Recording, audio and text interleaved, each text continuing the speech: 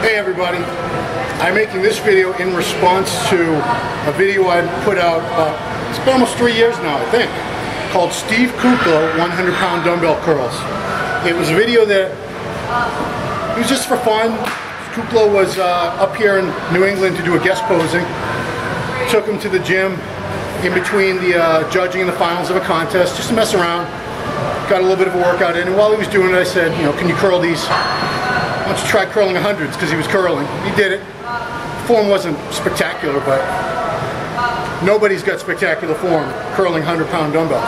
But the point that I'm making is, it's had a few 100,000 views, which is good for me. Thank you everybody. Keep watching. A lot of comments, thousands of comments, most of them negative. Most of them critiquing his form, saying his form sucks. First of all, we got to clarify something. If you're in the gym, unless you're some sort of strength athlete, like an Olympic lifter or a power lifter, nobody gives a shit how strong you are. Nobody cares how much weight you're using. You know, you can say I curl X amount. Okay, you're walking down the street, either your arms are big or they're not. So if you can curl 100-pound, 120-pound dumbbells and you have little arms, it's a fail, I'm sorry. Bodybuilding, which is what Steve Kuklo is, a professional bodybuilder, is all about developing the physique. So what I'm trying to get on to in a roundabout way is perfect form.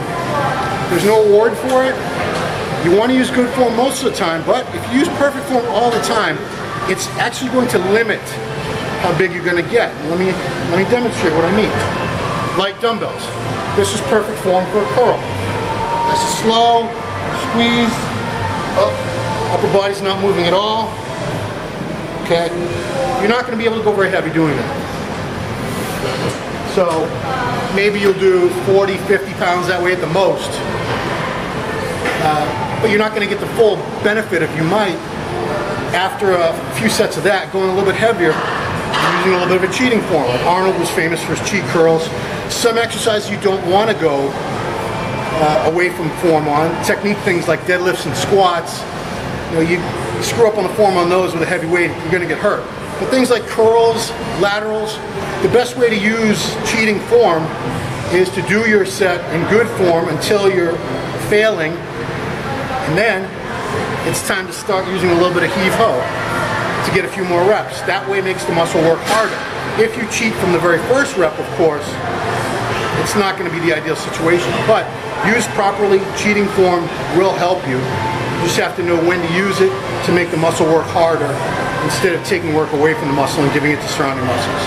So that's my little rant today about why perfect form, as much as a lot of the people that work out think it's the ideal, it's not always the ideal.